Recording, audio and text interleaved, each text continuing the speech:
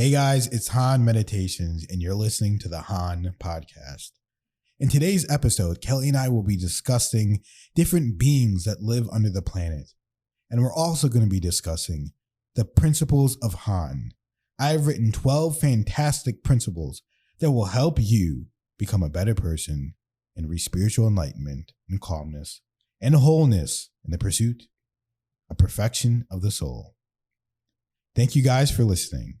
This podcast is going to be a good one. Today, we're going to start this podcast with a story.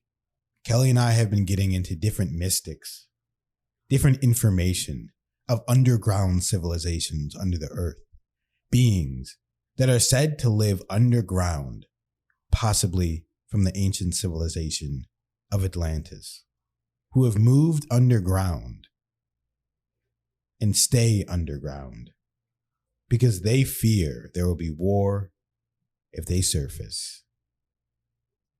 So let's get into a little story of a man named Nicholas Roark, a mystic. Nicholas Roark was an extraordinary individual whose life was filled with adventure, artistic brilliance, and a deep quest for spiritual knowledge. Born on October 9th, 1874 in Russia, Roark showed exceptional talent as an artist from a young age. His unique artistic vision captured the beauty of landscapes, the mystique of ancient civilizations, and the spiritual essence of the world. Roark's artistic pursuits took him on numerous journeys across Europe, where he honed his skills and gained recognition for his evocative paintings. However, it was his later travels to Asia that would shape the course of his life and lead him on a remarkable path towards the discovery of Shambhala. In the 1920s, Roark embarked on a series of expeditions to Central Asia, particularly Tibet, accompanied by his wife, Helena Roark, and their two sons. They were driven by a profound desire to explore the hidden realms of spirituality and ancient wisdom. During these journeys, Roark established close relationships with influential figures, including the 13th Dalai Lama and other Tibetan monks. Roark's reputation as an artist and deep interest in Eastern spirituality caught the attention of the United States President at the time, Franklin D. Roosevelt. Recognizing Roark's unique perspective and his dedication to exploring the mysteries of the East, Roosevelt saw an opportunity for collaboration. Under the auspices of the President and the support of the United States government, Roark embarked on a groundbreaking research expedition to Tibet. The primary objective was to investigate the hidden treasure of ancient wisdom and spirituality believed to be preserved within the remote monasteries and sacred sites of the region. Accompanied by a select team of scholars, scientists, and spiritualists, Roark and his entourage delved deep into the heart of Tibet, unearthing ancient manuscripts, studying ancient rituals, and engaging in profound philosophical dialogues with the Tibetan masters. It was during these encounters that Roark first heard whispers of Shamballa, the fabled underground civilization. As Roark continued his research, a remarkable event occurred. In 1927, while traveling through the Mongolian mountains, Roark experienced an astounding and astonishing sighting, a UFO. In his diary, he meticulously described a radiant object soaring through the sky, exhibiting movement and capabilities that defied conventional explanation. This extraordinary encounter left an indelible mark on Roark's consciousness and fueled his conviction that humanity's connection with the cosmos held profound secrets. Little did Roark know that his description of the UFO sighting in his diary would gain significance years later as public interest in UFOs surged. His account written 24 years before the Roswell incident and the widespread fascination with extraterrestrial phenomena, highlighted his ability to perceive the unseen dimensions of reality. As Roark research in Tibet progressed, he came into possession of a mysterious artifact, the Eastern Philosopher's Stone. Legends held that this legendary stone possessed transformative powers, granting profound insights and spiritual enlightenment to those who could unlock its secrets. With the stone in his possession, Roark's connection to Shambhala grew even stronger. The culmination of Roark's life work came when he and his team discovered an ancient temple hidden within the Himalayas, a portal to Shambhala. The grandeur and magnificence of the underground civilization left Roark awestruck. He immersed himself in the wisdom and teachings of the Shambhalians, absorbing their profound insights into spirituality, art, and the interconnectedness of all life. Roark's collaboration with the president and his encounter with Shambhala's enlightened beings propelled him to become an advocate for peace, cultural preservation, and the unification of East. It's not confirmed that he went to Shambhala, but there is a period in time where they disappeared after the UFO came. So imagine they're in the mountains, deep in the mountains, and they see a large UFO in the sky. They disappear. Who knows where they went? And then they come back. And they sponsor another trip for them to go on this journey. I mean, how crazy is that? Franklin D. Roosevelt went on, sponsored multiple trips for them to go on these journeys to Tibet to discover Shambhala. I mean, there's something going on that they know that we don't know. Yeah, because I mean, a lot of people don't know Franklin Roosevelt started the national parks in the U.S., so he clearly had a great fondness and passion for finding, and he explored all of these national parks. Well, many of them as well. He was very himself into exploring. So he clearly had a great fascination for unexplored lands and making sure they're preserved and not taken over. So I definitely see a connection there. Maybe he even knew of more spots within the United States territory. Yeah, Who knows? I mean, the Grand Canyon is another huge hotspot. But there's a reason why he wanted to preserve these spots and make them off limits for people to destroy. Right. And some spots are off limits for people to even go. Exactly. And I mean, really imagine, this is before planes even existed. This is, I'm guessing, around the turn of the 20th century. So to see a UFO back then, it was truly no one even could comprehend it yet. Like, no he one could just describe what it was. Exactly. He described it exactly like how we see UFOs today. A silvery, shiny object in the sky floating. First, they saw a large bird, and then the UFO came and they saw it, and he depicted it in his diary. He had two different diaries. One was of the scientific nature. One was of the etheric, mystical nature. So these two diaries that he kept, one, he wrote all the stuff that he saw that he couldn't explain, visions he was getting, messages he was getting, and it was all leading him to Shambhala. I mean, imagine taking your family to Tibet and meeting with the Dalai Lamas and these different ancient, mystical leaders of that time, and learning about, the mystic culture and what happened in Shambhala, and getting his hands on one of the artifacts. And he was even nominated for the Nobel Peace Prize. And a lot of people believe he's one of the reasons why the United Nations even got started. Now, that's another conversation, how it got perverse and changed into what it is now. But he was a very instrumental figure in the world. So I can only imagine how we talked about the silver cord last time, Kelly, what his silver cord looked like. But it seemed like all he wanted was peace. Right. So just imagine, and we were reading this Dolores Cannon book after the second podcast where Kelly was explaining Peter, right? In the Dolores Cannon book. Phil? Phil. Sorry, Phil, Peter, whatever. Like that's maybe his brother's name. Yeah, yeah, yeah. Well, his name is Phil, not their real names. It's not their real names anyways. So, but Kelly was describing how Dolores Cannon met Phil, and he was able to go to the Kosh Records, and that led us to read "Keepers of the Garden" by Dolores Cannon. So we're in the process of reading that book right now, and in that book. These are very light spoilers, guys. You should read the book because obviously this is not, the books aren't about, it's not a fake story. It's about information, and it's incredibly interesting read. So you should all read it.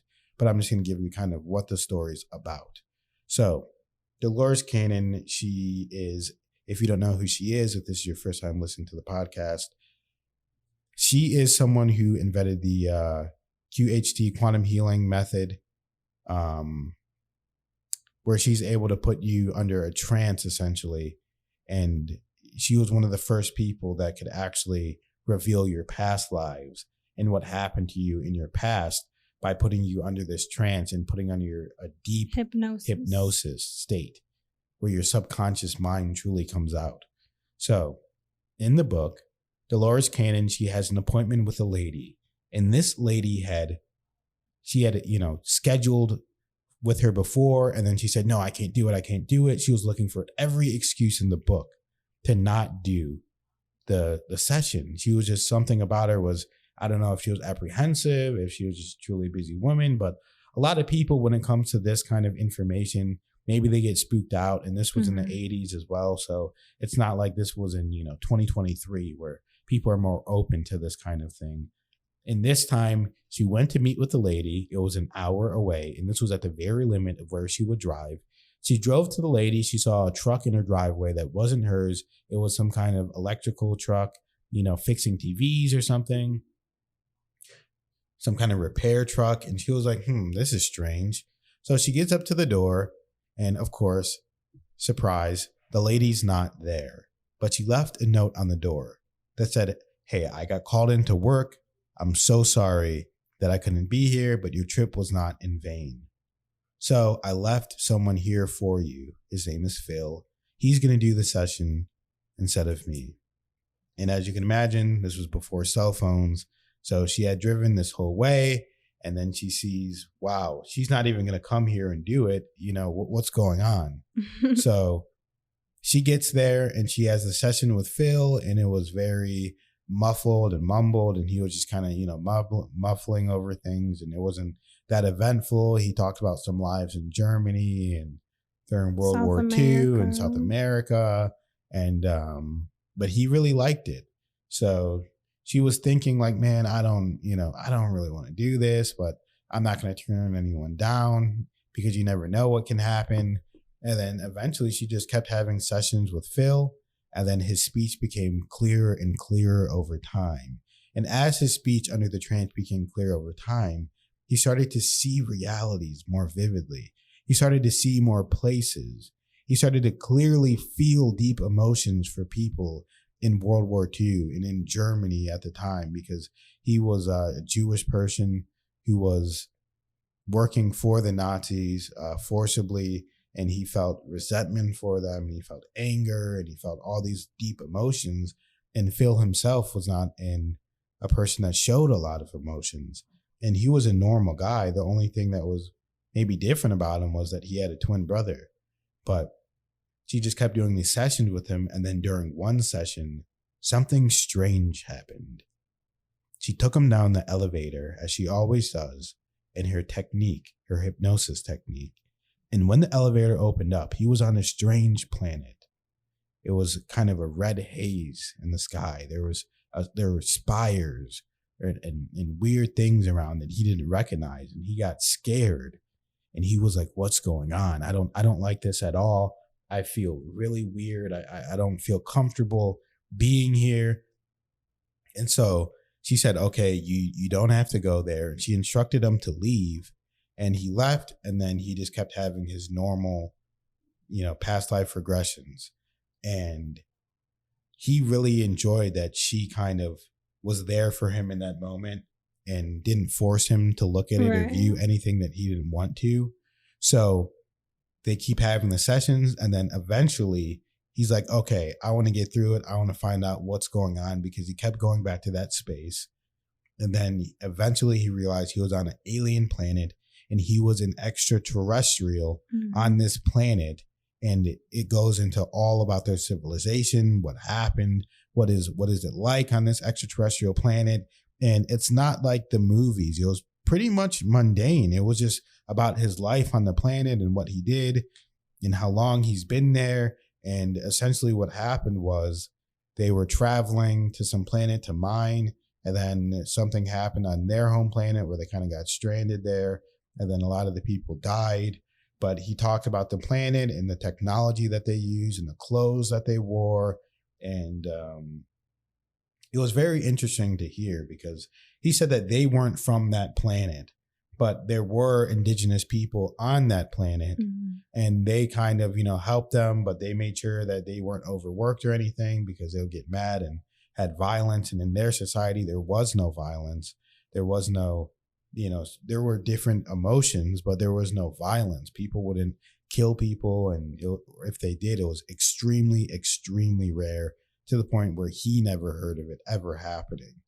So people need to realize a lot of these civilizations are truly peaceful, and they're not violent. They're not angry. They're just living their lives. And humanity as a whole is a very different society. So yeah, humans are a different society as a whole. They're incredibly different than a lot of these other species. We like to fight a lot. We like to, because we have free will, and not all places have free will. So it's just interesting to kind of see how humans are. So Kelly, do you want to talk, or no? Do you want me to just keep talking and rambling on and on about these aliens? Because I could talk about this for days. What are we going? Why do we start talking about this? Because I'm explaining about Dolores Cannon and how she mentioned Shambhala and beings under the earth. And she talked about that the people that are under the ground are from ancient Atlantis. And these are Atlantean beings that moved underground during the destruction, not the destruction of the earth, but the destruction of their civilization, in a sense. Yeah, that reminds me, like, for them to see a large bird before the UFO, that's extremely interesting, because if we think about Thoth the Atlantean, who is called the bird god, and the Emerald Tablets describe that when Atlantis was destroyed, he escaped in his spaceship. And if this underground civilization comes from Atlanteans, I mean, that's a huge connection right there, because Thoth the Atlantean was obviously an Atlantean, and he's their bird god, and that very well could have actually been him, or at least some type of, symbol or another being connected to him in some type of way. And maybe he's part of that civilization right now, or was at that time, but at least seeing that is a huge, huge connection, considering Thoth the Atlantean escaped in his spaceship. Yeah, I mean, birds are prevalent in a lot of societies and a lot of cultures. And I see birds a lot. I'm very attuned to birds. They're one of my spirit guides. So I completely understand how birds can be represented in that way, where we live, I see a lot of hawks. I see bald eagles a lot. But mainly we see a lot of hawks and birds of prey. And it's just a sight to see, because a lot of times they fly really close over us and we get an up close view of these birds. So it's pretty cool just to see that. So, but I wanted to just share that story with you guys, just something thought provoking, and, bring it back to Dolores Cannon, who is another, credible source, in my opinion, on matters like this, where she can kind of relay it back to different civilizations and say, what's going on here and why is this like this? And a lot of times she's getting the information and she didn't even understand it. She's like, this is too much for me. And she just stops asking questions, because she's like, my brain is spinning. I mean, imagine being in the 80s and people are talking about extraterrestrials and seeding the planet and where humanity came from, because they get into that in the book a lot, where they talk about how humans were created by this extraterrestrial race. So essentially how it works is the Earth was ready to start making life. And so life was created on Earth, but they didn't create the plants and all that. The plants and the trees were already here, but they just came and they took tests and said, is this conducive to life? And they said it's never left up to chance whenever it comes to like humanity and different intelligent species. Like they're not just going to leave it up to chance. And because if you really think about it, like, yes, there's an evolution. Evolution is real. There's an evolution of man and there's an evolution of species. But at the same time, like a human, it's possible for a human to just form out of nowhere, but it's incredibly unlikely. And the amount of time it would take, it's like, it's unknown. I mean, we're nothing like anything that has ever been on this planet. So the story is that these extraterrestrials came, they seeded the planet, they put humans here, and then something happened that they did not believe would happen, which was an asteroid came, hit the planet, then added this new bacteria and this new stuff, and disease came. And before that, there was no disease. And you hear similar things like this in the ancient Sumerian tablets and in the Emerald tablets and all this ancient knowledge that's out there. They're all kind of saying the same thing in different ways. So it's very interesting to hear it from that perspective.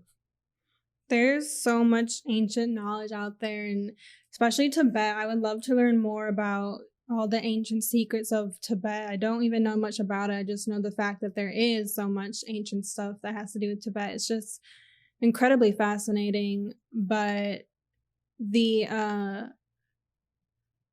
want to talk about how they have the Eastern Philosopher's Stone. That's really, really interesting because in one of our previous podcasts, you may have heard that we mentioned Kelpius. And he is the mystic over who came to the land we know of as the U.S. today. And he was right said by to, Philadelphia. Yes. But he was one of the people that was said to have the Philosopher's Stone. But a lot of different people were said to have it at different times. So I don't know if there were multiple Philosopher's Stones or if there was just one. But the one that we're talking about in Tibet, it's fragments and there's different pieces of it, because there were the Dalai Lama, one of the Dalai Lamas, after he gave it to Roark, Roark gave it back. And then after that, he was like, okay, no one can even have these or touch these, and I'm going to put them away somewhere safe. But they were all fragments, different pieces of what they said was a meteorite that came from outer space. So it was almost like an alien relic, or because from my understanding, maybe the Western one was created and they it's something that they had to create. But this seems like something that was already made and broken to fragments. And part of it was moldavite, I believe. I think they said there's 3 pieces of it. Yeah, there's different pieces of the actual stone. Moldavite is really, really powerful. Yeah, it really is. There's an extraterrestrial energy of moldavite. I actually need some more moldavite. Yeah. And it's interesting with that because in The Convoluted Universe by Dolores Cannon, there's a huge, huge, huge chapter on Atlantis. And upon reading that, everything in their society had incorporated crystals. Like the music, the instruments, how they, power their spaceships and vehicles, even in their art, they would crush it up and include it in the art. Like every single part is how they, use light in their home. There was a crystal in this little thing in the wall. And it was a huge, huge part of their society. It was all over. So again, if this Shambhala and this Philosopher's Stone has to do with this underground people who were from Atlantis, it makes sense. But when I was doing some research on Kelpius,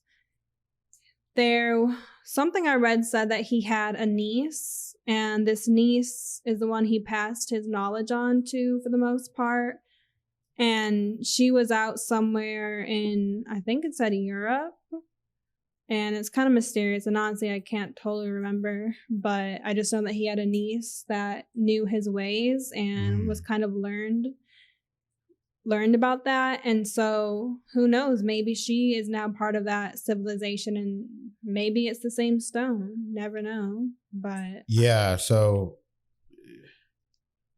that's why I just love learning about this information, because I'm like a new age mystic where I'm just learning this knowledge and learning this information and truly taking it in and not judging it. And recently, you guys know that I channel the meditations, and I've been trying to get more into channeling and more into just, letting the information come through, because the hardest part about channeling is you want to edit it. You want to think about what you're going to say. You want to, just not let it through. But truly, you should just let the information come through and not worry about it at all.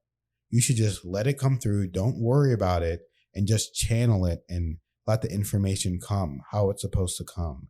Don't worry about what it's going to sound like. Don't worry about what you sound like.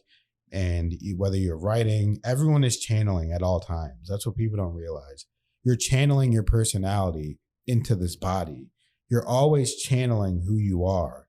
But whenever you're channeling in the sense that I'm talking about, I'm trying to channel the highest version of myself. And I'm trying to channel this information to everybody else to help them. So Kelly and I have really been getting into that, where Kelly's been kind of experimenting with channeling, and she understands how sometimes you can be apprehensive to letting that energy in, and if you're unfamiliar with it, but we're both kind of just learning and expanding in the process and channeling. So that's what we've been working on. It's just your own physical mind will get in the way and kind of block it, because it's such a new thing. Because at first, there could be fears, and fears it's just completely low vibration. So it can totally block it. So there's the thing of fear, and then there's a thing of, is this even real? And am I going to sound weird if I just start talking, and all these things? But once you, just like anything, it's a flow. It has to flow through. And so you have to have no resistance. And that can definitely be easier said than done. And I've had times where I felt like, it could be deeper, it could be more, but I'm still working through those things. So that's really the only difficult part of it. I think everyone can do it, at least in their own way, because, if say you get lost in time and you don't even realize 2 hours went by when you were writing something or creating some type of art, or maybe even your work. If your work is your passion, then you can just be in a flow state. That is what flow state is. You are channeling during flow state, because whether it's a high entity being or just source itself, it's all connected as one anyway. And you are just channeling higher source, God, in one way or the other. So it is good. And you're just channeling it. Once you realize that we're all one, which I'm going to get into in a second, that's whenever you just start to realize that it doesn't matter what you're channeling. There's nothing to be afraid of, especially if you're on a high vibration. Like attracts like. So if you're on a high vibration, if you're the angriest you've ever been, and then you're trying to channel some anger, that's different. Then, hey, chill out and relax, But if you're feeling love, you're feeling harmony, you have the intention for positivity and love and harmony, then that's what you're going to get out of it. So intention really matters, guys. Everything that you do matters. So every single choice you make is important, and it matters.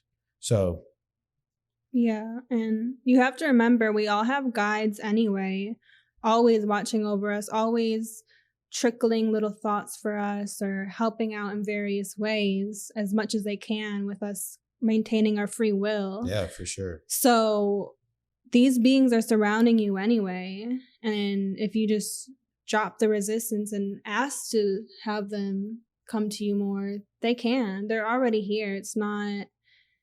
Once you really start to accept these things and you realize it, and then every now and again, you could even hear them. You just have a thought and you just feel like it's not your own thought. You just feel like it was just planted in your brain, kind of. Exactly. And all ideas are channeled as well. So it's completely natural, where it's just, it sounds so crazy in our physical world, in our society today, but it's completely normal. And if you listen to this podcast, I'm sure you know there's everything spiritual is the natural way. And that's why it's such a beautiful time, because we're truly, truly awakening again as a society. It's amazing. Yeah, so I think this is a good time to really get into the principles of Han. We kind of shot a podcast before. It was just like, talking about it, but now it's just, we've gotten so much better, guys, and we love doing this.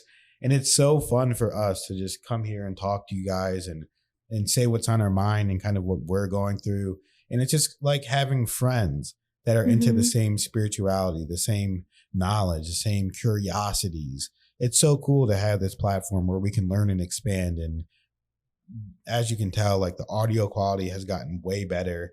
I mean, it's just like, that's why, guys, if you're trying to do something, just do it. I mean, don't talk about it. Don't look at other people and what they're doing and complain about them, like people that you're watching. If you feel like someone's not doing something right, then do something about it. Start your own channel, start your own movement, start your own wave. Do what you need to do to progress humanity as a whole, because you shouldn't waste any second in your life. Everything should be you're doing all you can do to help others. That's what it should be. So never feel like you can't do something. I mean, whenever we first started this channel, I was scared. I was like, I don't know what to do. I mean, yeah, I love this information. I'm the guy that, people usually go to if they have a problem, and I'm telling them this is what it is, and whether people want to listen or not, that's different. But during this whole process, it's like even was a big step for me to go on camera and talk and be comfortable going on camera, because it's different than it looks. Like, hopefully now we make it look easy, hopefully, but whenever you first start, you're kind of like, what am I doing? Do I sound stupid? Is this dumb? And then you might get some negative comments and you're like, okay, and you might get discouraged, but you can never get too high on the good comments and never too low on the bad ones. Just ignore what anyone's saying. They're projecting regardless. So if someone's saying you did a good job, they're projecting, and they probably have a healthy lifestyle. They're probably a good person. They probably think highly of themselves. And if people are saying, oh, I hate this, you should talk about, you're not doing this right, you're dumb, you're an idiot, then they're projecting, because they're not doing what they want to do. And they're projecting their own insecurities onto you, and they have a negative mindset.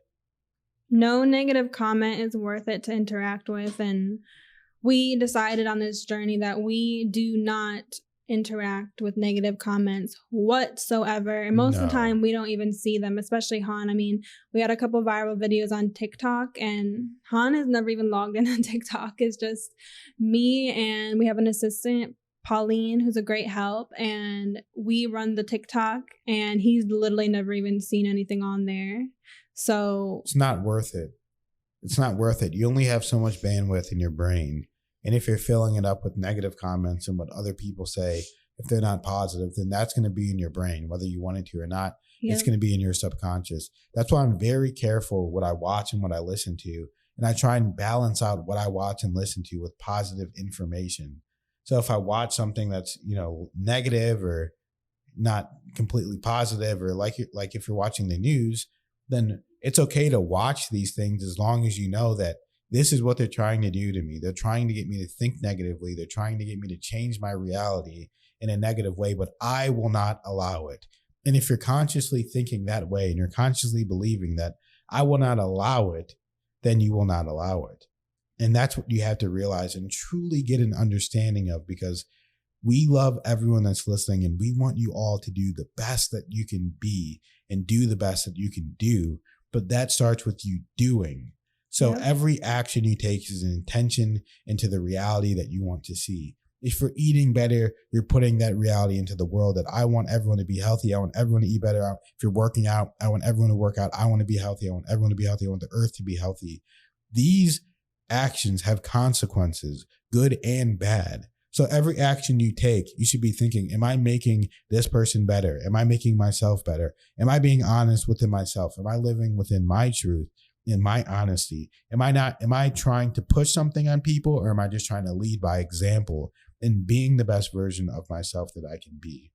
Yeah, and you can only get better by doing. It's just the way it is. If you feel like you're not good on camera yet or whatever it is you're thinking about pursuing, you're literally not, you can't just think your way into getting better. You have to just start doing it and you will get better. It's basically practice makes perfect. That's the way it is for anything you want to pursue.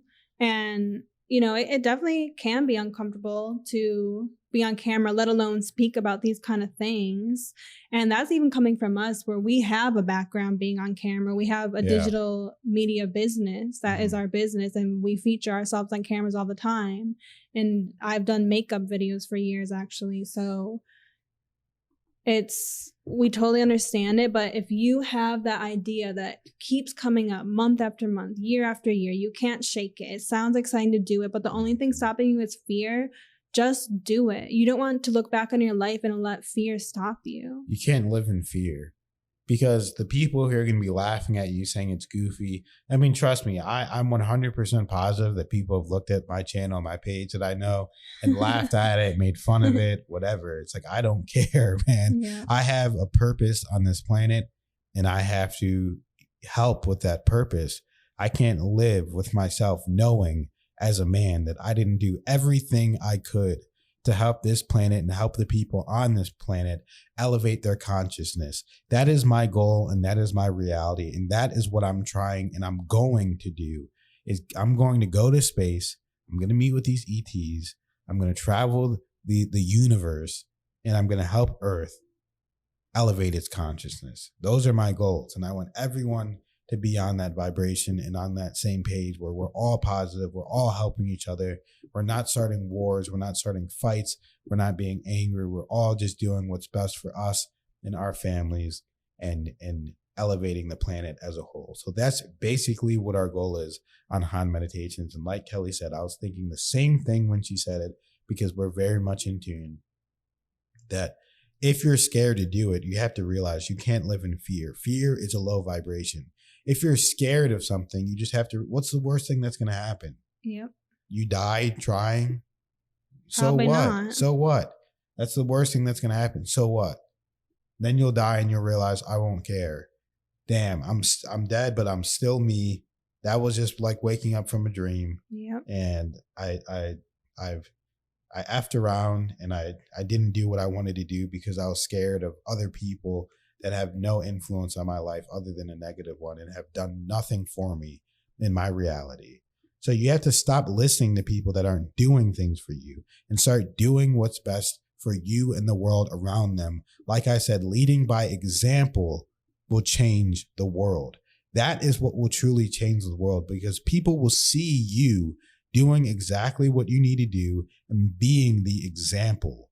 Once you're the example, people can look to you and say, that's who I want to be. But if you're trying to force people to do things that you're not doing, they're not going to listen to you because you're not doing it. And if you're just doing it, then you don't even have to tell them. They're just going to look at you and say, yeah, that's inspiring me.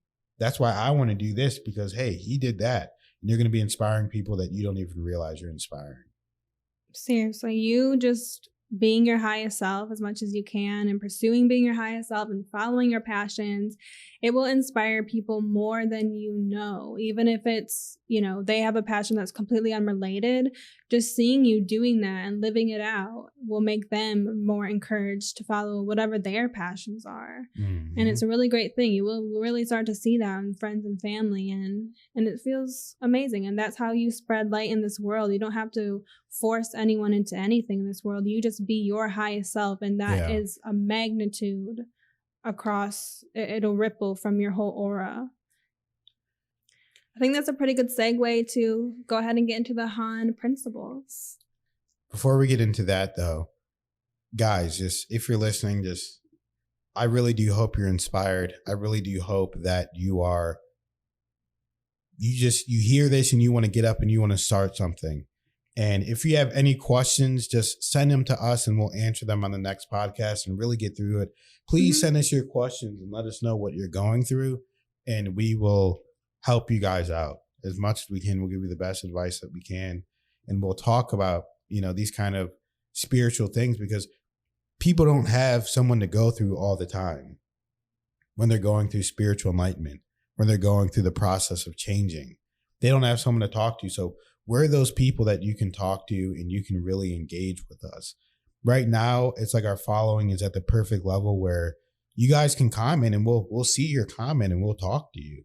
And we love that about it. So, we're going to keep growing and expanding. So just get close with us now. Just real quick, that reminds me that as you're learning as you're on your enlightenment and spiritual journey, and especially learning this knowledge, this unknown knowledge, especially if you're looking into things that can be a little kind of negative, kind of darker, like if you're looking into like the Hollywood industry, music industry, or whatever, that kind of stuff, keep yourself grounded. It's really, really important to keep yourself grounded, and don't let these things just float around in your head with no way to get out. Even if you just write down your thoughts, even if, like Han said, comment on our videos and we can discuss it together. Get it out of your head. Depends what your thoughts are. I wouldn't write down negative thoughts or not crazy negative conspiracies. Being one of those people, Hillary Clinton and reptiloids. Well, that's a whole other thing. Yeah. But yeah.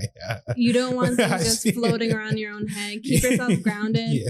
But that's why grounding is important too, because you can also release it to the earth that way. So basically just...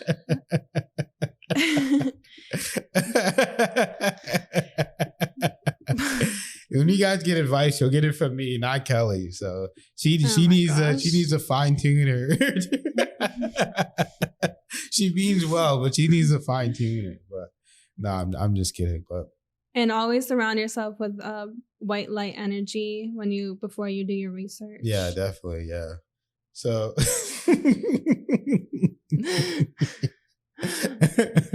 So one thing that Kelly and I do is we like to go on walks a lot. So we like to go in nature. There's one particular spot that we actually had seen UFOs and extraterrestrials there, and we like to go there all the time. They're like our family, and we just go on these walks and we release the energy.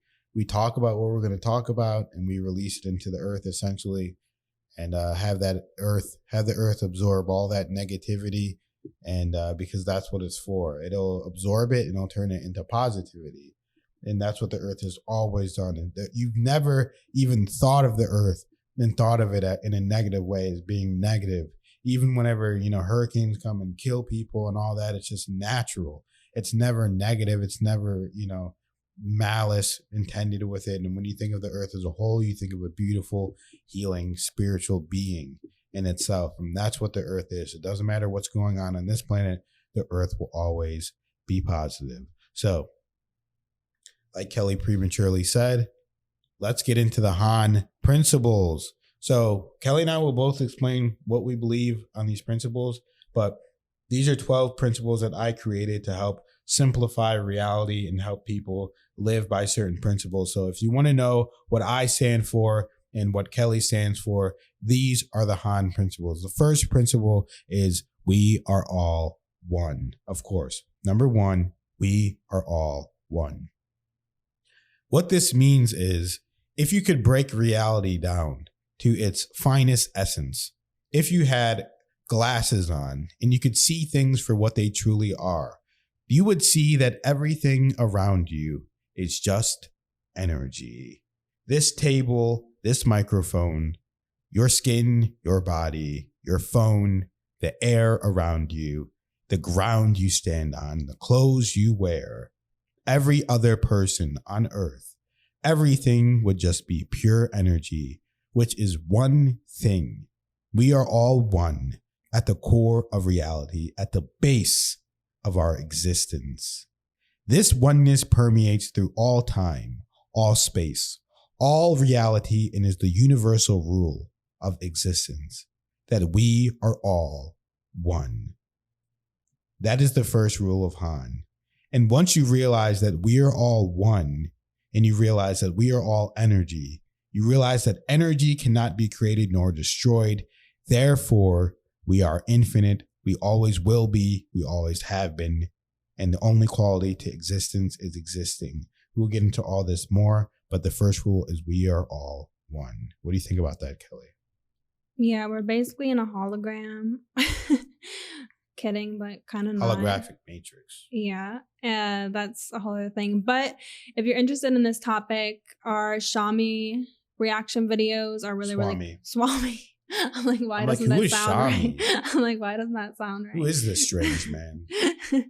Our Swami reaction videos really delve into that. So I recommend checking those out on YouTube. But basically, one is all is one. Exactly. So if we're going to get into the second principle is all time is now. So everything exists right now. There is no past. There is no future. There's only the present moment. That's why Han meditation stands for here and now. It is my actual name. The first three letters of my name, R-H-A-N, Han. But it also stands for here and now, because that is the only time there is. And if you listen to my meditations, I get into this principle that now is the only time that there truly is. There is only here and there is only now. That is the only thing that exists. It sounds like a difficult thing to remember and a strange concept to think, because you think, well, there's time, the day is going on, but time itself is just an illusion. The way that reality truly works is like a movie. I say this all the time. Movies are called motion pictures. You're not watching people move when you watch a movie. You're watching pictures in motion, frame by frame. This is how the nature of reality works. Frame by frame, we're going through different dimensions in time, and it's creating the illusion of time, the illusion of the past and the present. In reality, all of these things are malleable and changeable, but you have to realize it for it to change. Rule 2, all time is now. There's a lot of other planets and dimensions that don't even have time in the way we do, but the way that we are able to have time here is just as he said, we're traveling through 1 billion different realities. Infinite. Every millisecond. So basically all of these infinite realities exist.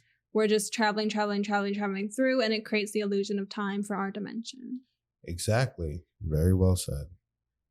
So, principle number 3 is know thyself.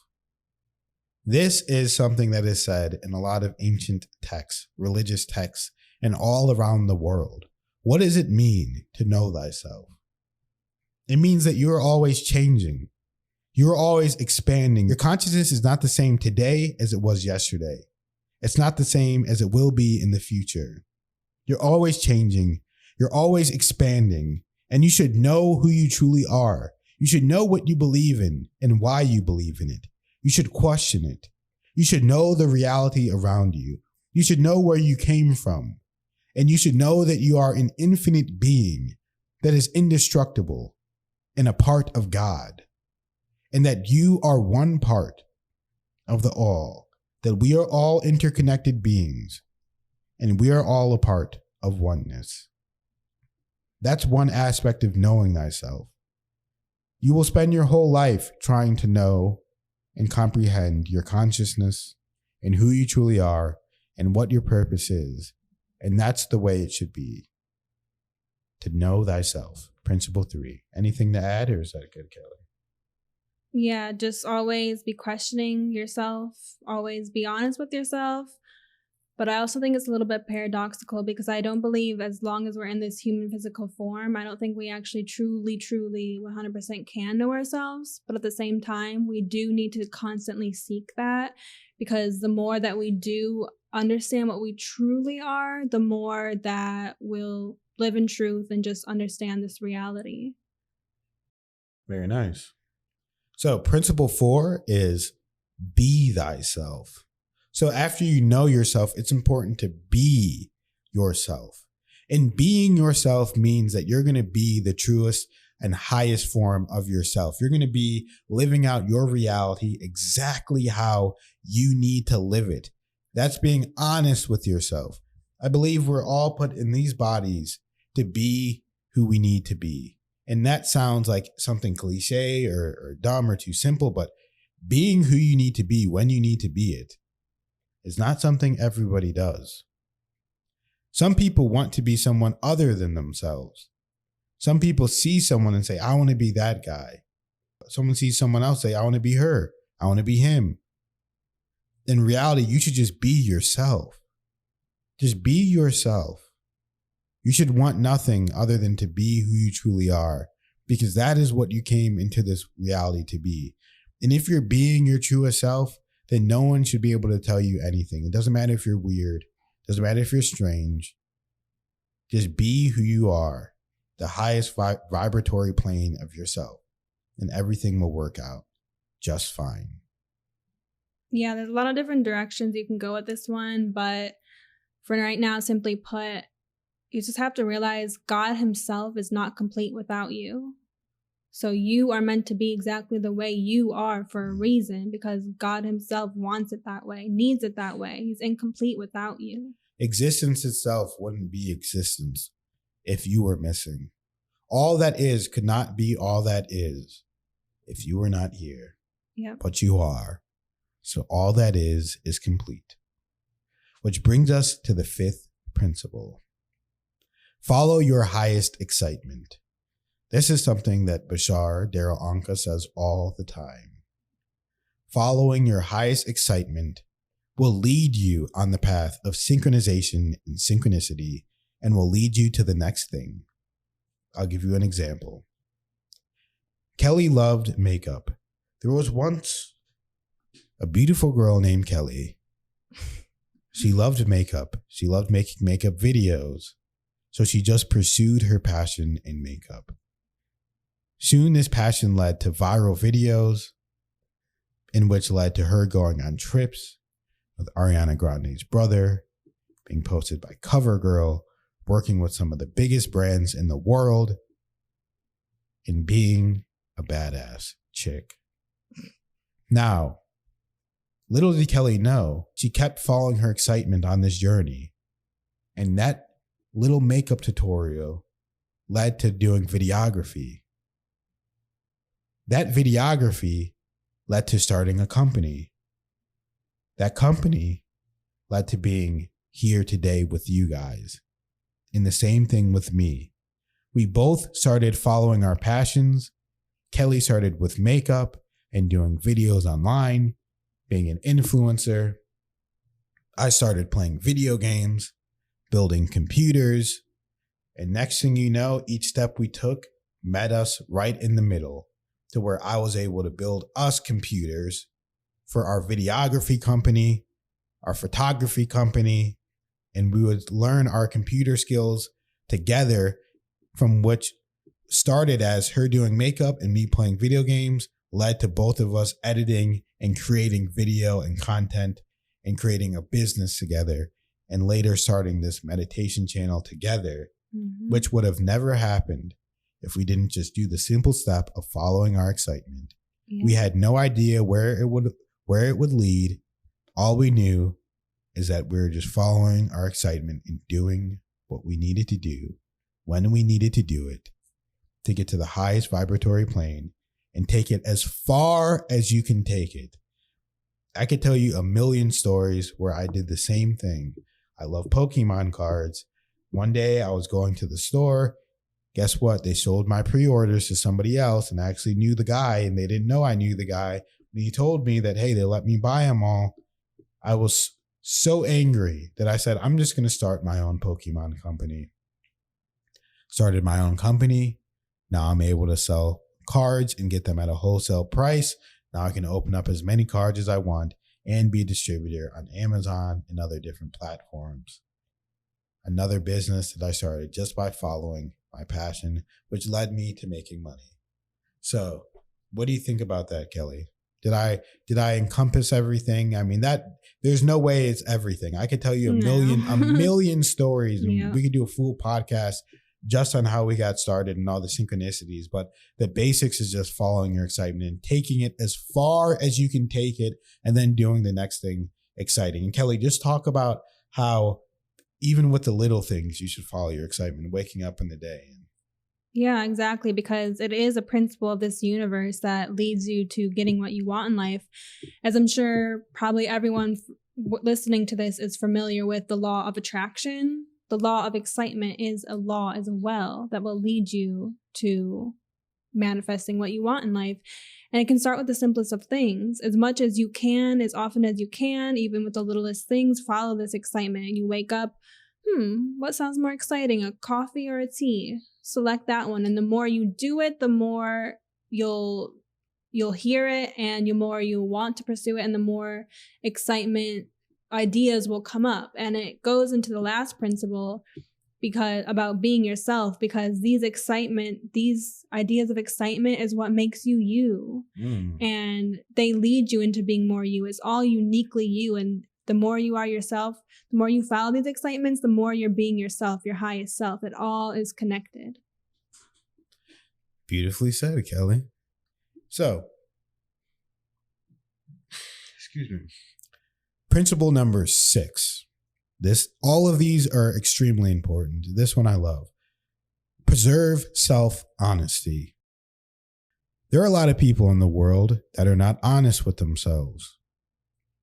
They live lies without knowing it, silently living a lie their entire life, never questioning what they're doing, never looking at themselves objectively or situations around them objectively. Because you can't look at a situation around you objectively if you can't look at yourself objectively. And that's what people need to realize. Once you're honest with yourself, then you are able to be honest with other people around you in other situations. I'm very good at looking outside of my own body and realizing what is going on. Am I in the wrong? Was I being too harsh? Am I doing this right? I could be doing that. I could be going to the gym more. I could be working out more. I could be putting more hours into this. I could be doing this. I could be doing that. That way, no one can tell me anything I don't already know. I know everything about myself. I'm my harshest critic. I understand everything about myself and how people perceive me and what's going on in the world. Now, I may not know why people perceive me a certain way, but I know how they perceive me. And I know what's in my heart. And as long as you know what's in your heart and who you truly are, and you're honest with yourself, then you won't get lost in the delusions of the world. Whenever you're dishonest with yourself, you get lost in the delusions of the world. Unable to make a decision, unable to make a change, stuck in a reality which is not yours.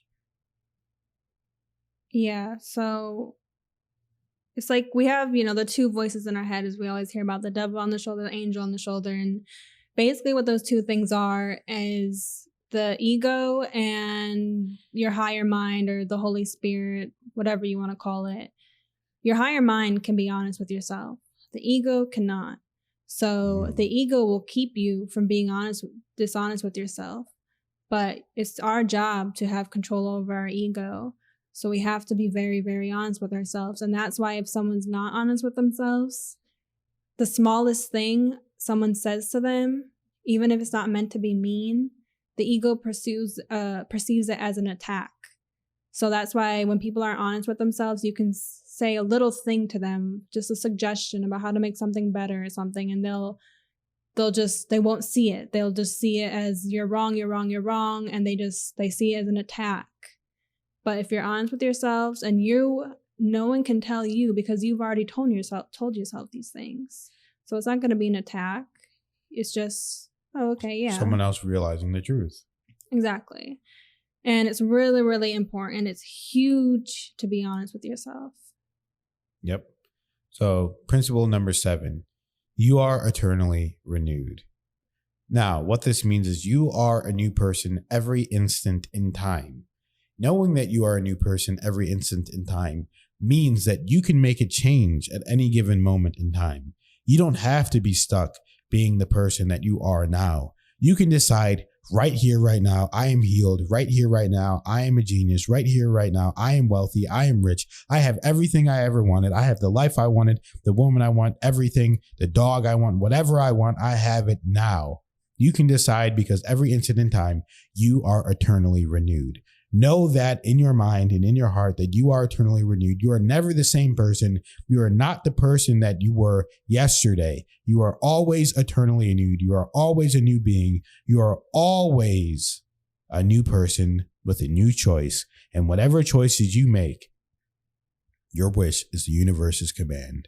So the problem with a lot of people is they continually believe that they are the same person. I'm not worthy. I'm not worthy. Continually, you're believing that in your head every instant in time. So that's what your reality is going to be. But you need to snap out of it and realize that, yes, you are worthy. Yes, you are healthy. Yes, you do have everything you ever wanted. You are abundant in every aspect of life. Even if you have nothing, you are abundant of lack, which is something that you are abundant of. Change your reality, and your perception of reality in your life will change. Yeah, to me, this one represents grace. And no matter what we do in life, even if we start going down a really wrong path, and we're doing all the things wrong, and we're in a black hole or whatever, just a place you don't want to be. You made mistakes. You think you're doomed. You're never doomed. You are able to be forgiven at any given time, and you're able to be blessed at any given time, even if you think you don't deserve it. And to me, that represents grace. Exactly. Principle number 8. Everything that happens is good. Everything. I don't want to hear people in the comments, what about this? What about that? Everything that happens is good. What purpose is it going to serve you or anyone else if you believe that something is bad? What purpose is it going to serve? How is it going to help you? Everything that happens to you is your fault, and everything that happens to you is good. Realize that. And people truly believe, oh, he doesn't believe that. No, I believe it. Trust me, I believe it. Because I've been in the hospital where people thought I was going to die. And I said, it's good. It's fine. I'm smiling. I'm having a good time. It's no problem to me, because I know that everything that happens is good. I'm protected by God. I am ordained by God to be here to deliver this message to you. And if you believe that, and you stop believing that everything that happens is bad and woe is me, and it's this and it's that and this person did that. No, it's your fault. I don't care what happened. I don't care what they said. I don't care what they did to you. No one cares. I don't care, and no one cares. And the sooner you realize that no one cares and that you shouldn't care either, and you should take responsibility of your life, then your reality will change. Truly believe that something good will happen from every single scenario that happens. It doesn't matter when, doesn't matter how, it doesn't matter what. Everything that has ever happened in your life is good, and something magnificent and spectacular will come from it, whether you know it or not. It's really true. And we really, really live by this one. And it goes with like law of attraction too. Like if you truly believe it's the case anyway, because even if the good thing is just learning something, it's still good. And that often can be the case. But again, it's still good. And if you truly believe that, it really, really is the case. And we say it to each other all the time, something annoying or whatever, what happened that seems bad. And we'll literally, that's exactly what we say to each other. Well, something good will happen from it. Well, something good will happen from it. And it always, always does. Either you trust in God and you trust in your synchronization, or you don't. So you have to believe it's true. So principle number 9, change is constant.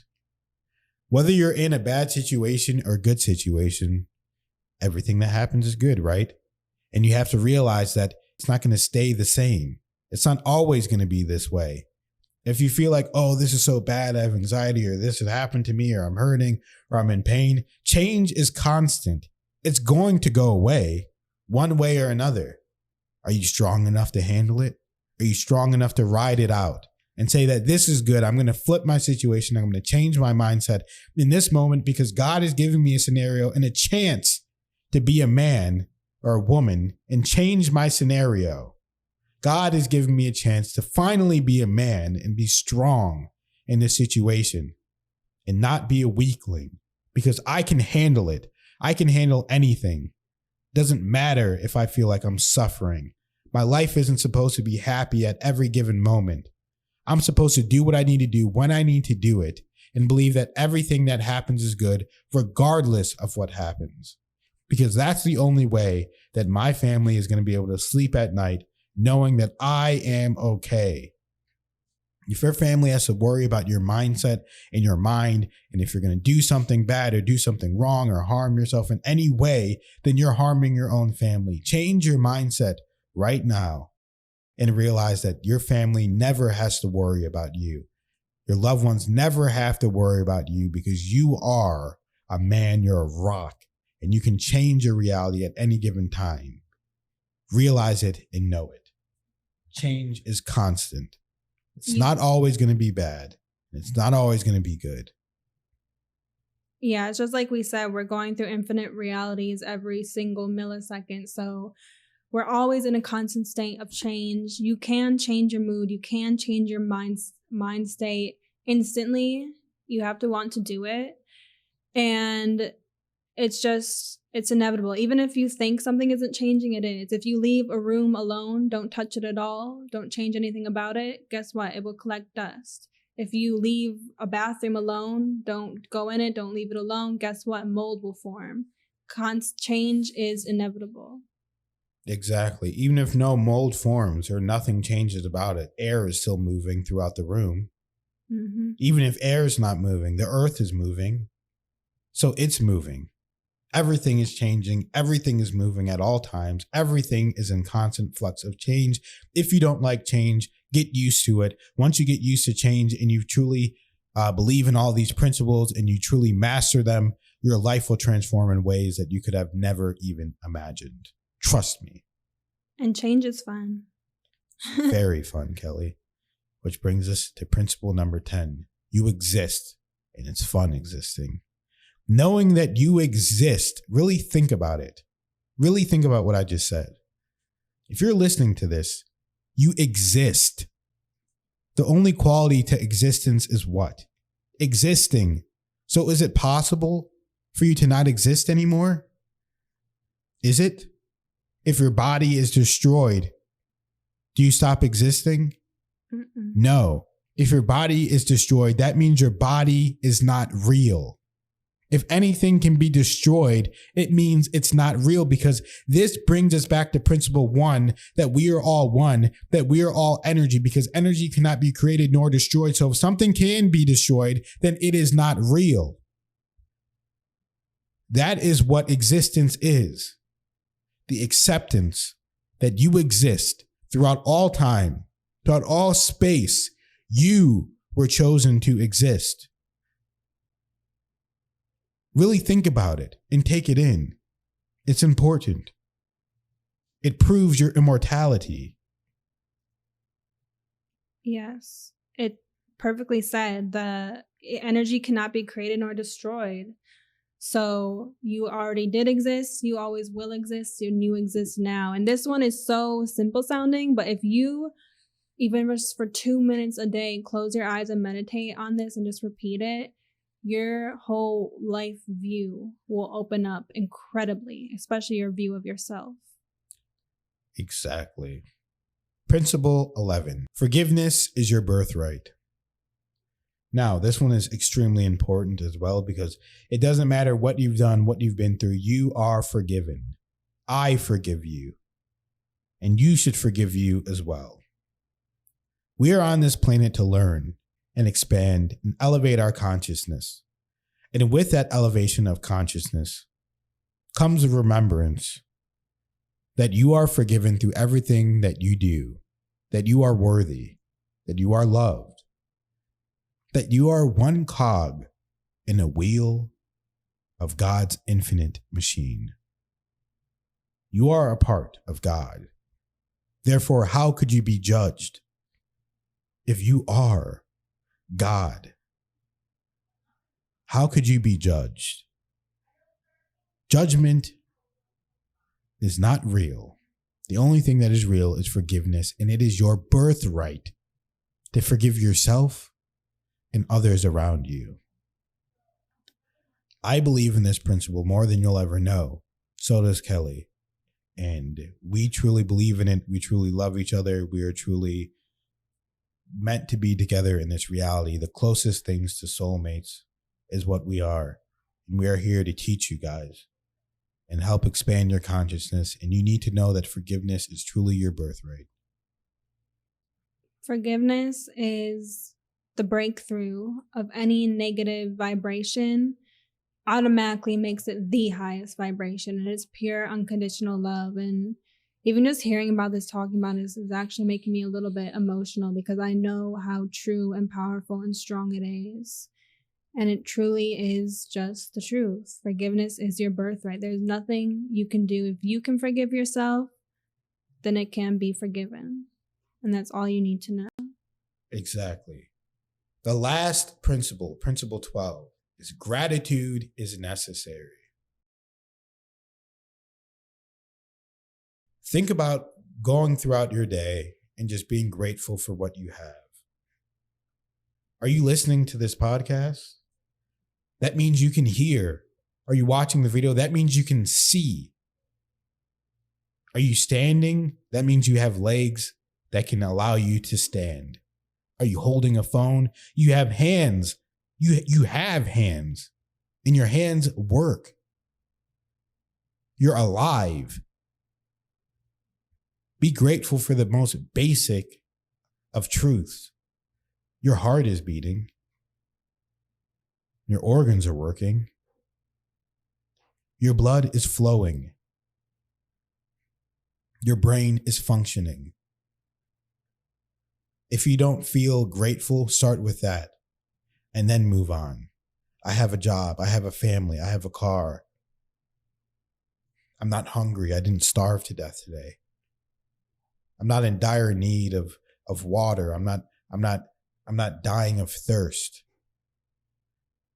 I'm not burning to death in a desert. I'm not freezing to death in an Arctic climate. I don't have predators in constant pursuit of me looking at me as a meal. I'm able to sleep at night in a safe environment. Gratitude is necessary in all phases of reality because once you are grateful for the things around you, you are then able to proceed and progress even more and get more things to be grateful for. Because reality works in that way, where it gives you more of what you feel. And if you feel infinite, you feel expansive, you know that you exist. You know that you are one with everything. You're grateful. You have forgiveness within your mind and your body. You know who you are. You are who you are. And you're living in your truth. And your reality will be better than you could have ever imagined. Gratitude is our own personal power to put out blessings. Think about when you are actually taking the moment to be grateful for something. You're seeing it as a blessing. Think about when we bless our meal before we eat it. What does that really mean? It means we're taking a moment to be grateful for it. And it's so, so powerful because the more grateful you are, the more things you will have to be grateful for. It goes with law of attraction as well. And it gives you the power that if you're truly a person full of gratitude, you could be in a room with absolutely nothing in it. But if you really know how to use your power of gratitude, you will still be grateful just for existing. And if you have that, nothing can overpower you. Nothing can overtake you. Nothing can lower your vibration if you truly, truly are grateful for the simplest of things to just exist. Yep. Anything after that is just a bonus. Exactly. And those are the 12 principles that I have created to help humanity, help myself, help my wife, my family, and those around me. And I truly know and believe that if you listen to those principles, you abide by them, your reality will completely change. You'll be more harmonious, more grateful, and you'll realize and truly understand what life is all about. So I'll go through them again. Principle 1, we are all one. Principle 2, all time is now. Principle 3, know thyself. Principle 4, be thyself. Principle 5, follow your highest excitement. Principle 6, preserve self-honesty. Principle 7, you are eternally renewed. Principle 8, everything that happens is good. Principle 9, change is constant. Principle 10, you exist. Principle 11, forgiveness is your birthright. Principle 12, gratitude is necessary. Those are the 12 principles of Han. I'm currently writing a book right now about forgiveness and self-love and how you can be the truest version of yourself, recognize your flaws within you, and change and realize who you truly are. After that book, I'm writing the principles of Han, and I think you guys will truly enjoy both of those books very much. Yep, it really is going to be a good one because Han single-handedly taught me how to love myself and forgive myself. And if anyone can speak about these things, trust me, it's him. So, I hope you guys enjoy this podcast because we have a lot of fun. We truly love it, and I love you guys so much. We're grateful for you for listening. We're gonna get into the as you guys know, at the end of the podcast we do guided meditation, and I'm gonna channel and see if I'm any better at channeling. It always comes out very well, but I'm not even going to do like a topic or anything. I'm just going to kind of just do it. And do you want to do Reiki or do you want to just meditate? I will. Okay. And then if we have any messages or get anything, of course, we'll explain that after. Let me take off my watch. If you watch One Piece, this is a One Piece watch, special edition. 911 Zoro watch. So.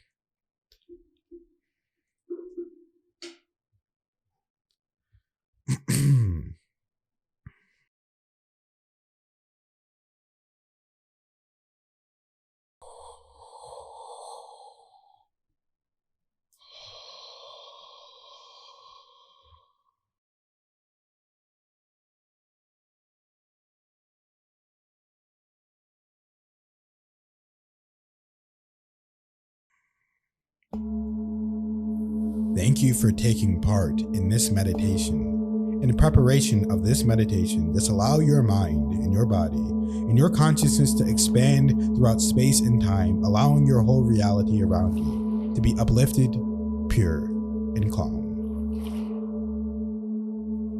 Breathe in with the harmonious reality of the earth. Hold this breath. Hold it, please. Now release. Feel the weights of the world, the weights that you have put upon yourself, releasing into the earth. As you hold your breath and release again. Feel all stresses being released. All anger being released. All trauma being released back into the earth where it can be cleansed in its natural state, its natural progression of the human nature. And with human nature, you realize that you are nature. You are not a part of nature. You are nature. You are the earth, and the earth is you. Feel this camaraderie with the earth, knowing that you are together with this planet. You have a special communication link with this earth in which you can speak to this planet, speak to these beings in this earth, these guides that rule over this planet to help it change, to help it go in a more positive direction. Feel your guides contacting you now, helping you now with this Reiki healing, with this guided meditation, with this energy cleanse, with this energy flow, with the flow of creation in time, flowing through your hands, flowing through your breath, flowing through your movements, flowing through your intentions, flowing through your reality, flowing throughout space and time, allowing a clearing of the fog of consciousness that could not see, the fog of reality that could not be. See this fog clearing. See this fog and feel this fog clearing itself throughout space and time, throughout all reality, as you envision clear skies being seen as the fog gets dispersed throughout the sky. See the sun coming through to shine down upon you its grace, its gratitude for you. Feel the sun's gratitude, the celestial planets in the solar system, their gratitude for you, for your existence, for your birth, knowing who and where you were when you were born, knowing their alignment when you were born, knowing you when you were born, knowing that they all have a special relationship with you. The earth has a special relationship with you, the sun, every planet in the solar system. Now see that compounding an infinite amount of times throughout the galaxy, throughout all existence, throughout all universes and reality, and see that they all know when you were born, when you were created, when you were here, and what your purpose is. And they are all assisting you. The power of God, the power of stars, the power of planets are behind you, helping you proceed and helping you change the reality around you and change the world and change the mind of others by being the example of who you are. You have the power of stars. You have the power of planets. You have the power of reality behind you, helping you, smiling down upon you, changing you, breathing new life into you, breathing new energy into you, new frequencies, new thoughts, new emotions, new expansion, new consciousness, new realms of reality that you could not have even imagined existed. They are being breathed into your life now. Breathe in deeply and hold it. Feel this being breathed into you and release. Feel all your anger, all your trauma, all your confusion, all your fog is gone. It's all gone. There are only clear skies here. And you know what you can see with clear skies. You can see the planetary alignments. You can see the stars in the sky, all supporting you, all with you, all sending you their energy, their positivity. Feel it changing, moving, their emotions, their pride, their gratitude for your existence in this permeable time on this planet. They thank you. They love you. And they wish you well. Because in this moment, you realize that you are greater than you know. Much, much greater. Shivai.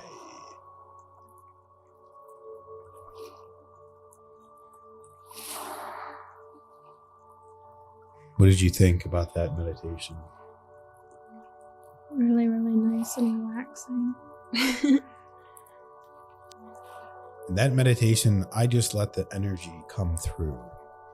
I just let whatever message needed to come through And the message that I got was a message of consciousness and expansion, oneness of the earth, and realizing that we are all a part of creation itself.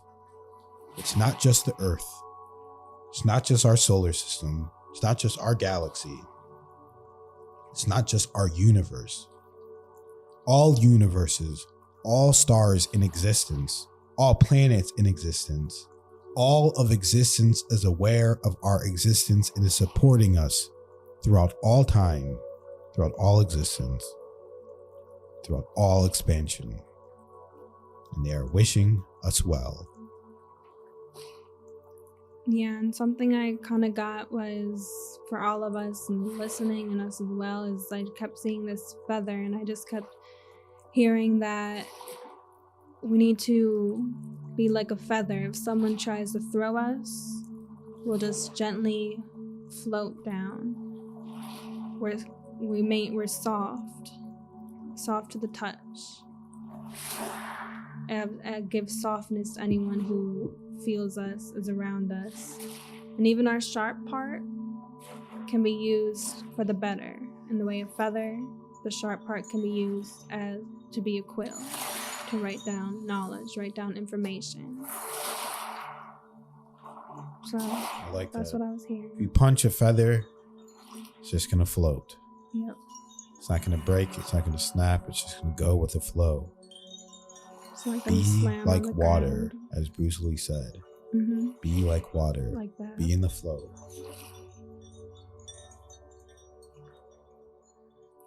How could you fail if you have the power of stars behind you? If you have the power of planets behind you. How could you not succeed? Something to think about. Thank you for listening and thank you for watching. We love you.